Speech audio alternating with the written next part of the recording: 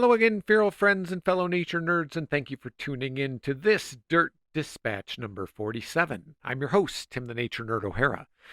So I'm going to start today with nature in the news. I originally had this as the last item I was going to talk about in this Dirt Dispatch, but I'm going to warn you, it's a bit of a downer, so I moved it up so we can end on a higher note. Now, this was brought to my attention by a woman who attended one of my recent in-person programs. So, for my most recent in person programs, I've been talking about penguins. It's kind of a popular January topic, I think because the weather kind of brings penguins to mind. So, anyway, she asked me about a news story she had read about an iceberg that ran aground in Antarctica and was posing a threat to a colony of emperor penguins. So, I looked it up. Sure enough, there was a large iceberg about 9 miles or 15 kilometers wide that calved back in March of last year and eventually ran aground in Antarctica. Now, emperor penguin breeding colonies are inland from the coast, where there's more shelter from the brutal Antarctic winter. The female lays a single egg, which she then leaves with her mate and goes off to sea to feed for about 2 months. When the females come back from this vacation, they bring food for their now hatched chicks, and the males go off to get a long awaited meal. And therein lay the problem. The iceberg ran aground while all the females were out at sea, and in doing so, it cut off the route that they had used to get from the colony to the open ocean, or vice versa. This berg essentially created a ramp up from the sea, but it ended in a sheer cliff that was impossible for the females to descend and prevented them from returning to their mates and their now hungry chicks. So about 30% of the females did find an alternate route to the colony, but for the rest, well, the males eventually had to abandon the chicks in order to save themselves. And this is yet another reason why we need to address climate change. Scientists say that this type of event may become more common in the future. Okay, on to happier topics. It seems that winter this year at Dispatches HQ is going to come in bits and pieces. And we finally got a bit of winter this last week, a little bit of snow and a little bit of cold. Now, I've said before that one of my favorite things about going outside after a light snow is that it shows you who's been out and about. And in fact, I recently picked up a field guide to tracking animals in the snow. I think sometimes because we don't necessarily see wildlife out moving around, we don't realize how much is actually happening outside of our awareness. A little bit of snow reveals a whole lot of action. For example, I was just thinking the other day that I hadn't seen very many jackrabbits lately, something that I normally see fairly regularly. Now, no sooner had I thought it really than I did see a couple, but being out after a light snow let me know, by virtue of the number of tracks I saw, that they're still out there in significant numbers. I also saw quite a few coyote tracks, including those of a pair that appeared to be traveling together. I identified some fox tracks, an animal that I've only seen twice in this area, despite having lived here a total of 5 years now.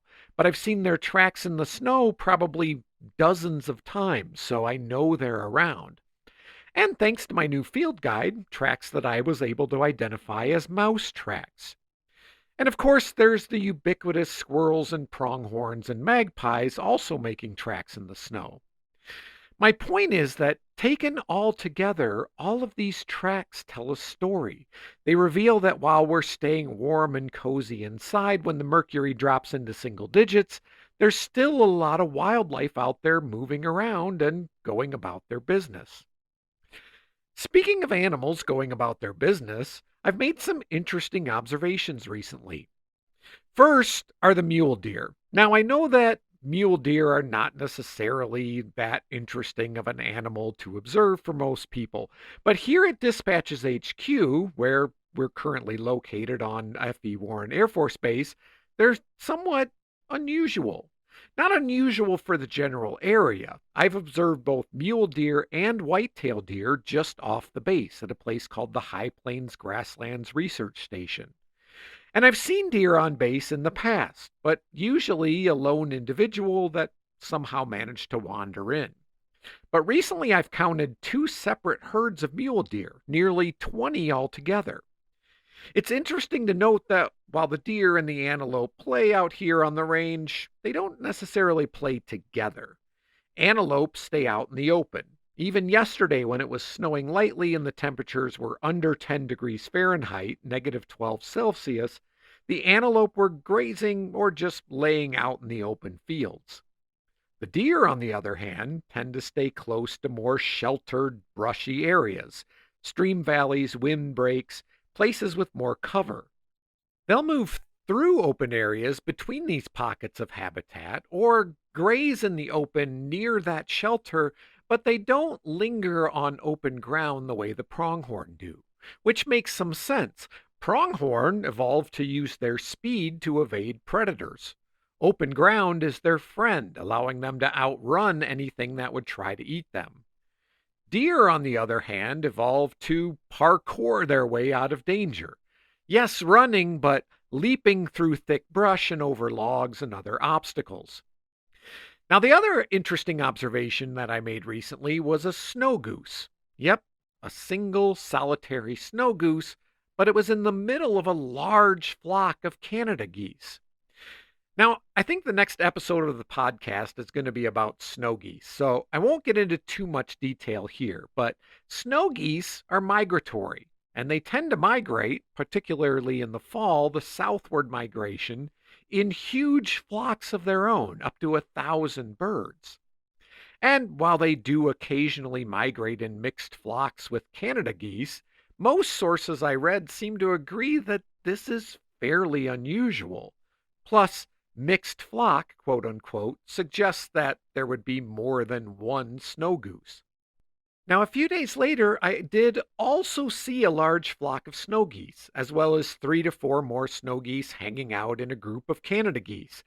But those observations were also made about 70 miles or so south of here. So, unless this one was really lost, I'm not sure how it got mixed into this particular flock. And for the record, the Canada geese that we have around here are what's known as resident Canada geese. They stick around all winter. Turns out that especially in more urban areas, geese don't feel the need to head south because they have access to food sources and often open water all year long. Also, for the record, I'm a big fan of Canada geese, although I know they have their haters out there. My wife is among them. But hear me out. There's also a lot to admire about Canada geese. First of all, they don't care what you think of them. 0 honks is what they give. They're just out there trying to be the best geese they can be. I mean, I think the lesson there is live your life, don't poke your bill in where it doesn't belong, and don't worry about what strangers think about you. Secondly, they don't mind the snow and they're unbothered by ice. They know that eventually ice will go away. And finally, they help each other out. They honk encouragement, they warn each other of danger, and if one is sick or injured, usually 2 others will stay with that flock mate until it's better and they can work together to rejoin the flock, because they know there's strength in numbers. Geese don't incite violence, they're defensive, not aggressive, but they'll defend themselves and the members of their flock vigorously when necessary. So yeah, lots to admire about Canada geese and lessons to be taken from their example. And I'm just going to let you sit with that for a second. And with that, let's wrap this one up. If you want to support the podcast in the new year, here's some ways to do that. Become a patron. Subscriptions start at just $5 a month, and with 3 paid months, you get some very cool Dispatches from the Forest merch. You can find all the details at patreon.com/dispatchesfromtheforest. You can donate using PayPal or Venmo with my email address, dispatchesfromtheforest@gmail.com. You can also use that email address to, email me if you have a question, a comment, or a request for a future episode. You can donate using the Cash App and the hashtag #ForestNerd. You're welcome to send a check. Just shoot me a message and I'll provide you with my mailing address. Check out the merch store at cafepress.com/shop/dispatches from the forest. Then just click on products and find something you like. Finally, follow Dispatches from the Forest on Instagram, Facebook, TikTok, and YouTube. I'm your host, Tim the Nature Nerd O'Hara, reminding you to go outside and get dirty.